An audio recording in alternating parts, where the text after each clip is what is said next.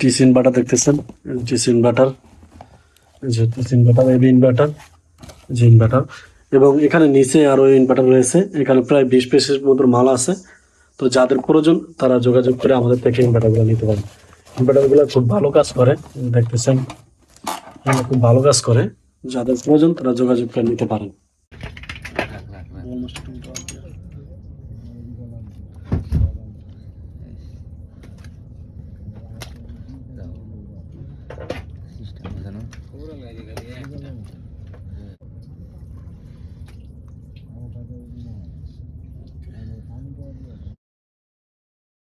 আমরা প্রতিদিন বা রাতে গিয়ে মাছ ধরি এবং আপনাদেরকে দেখাই।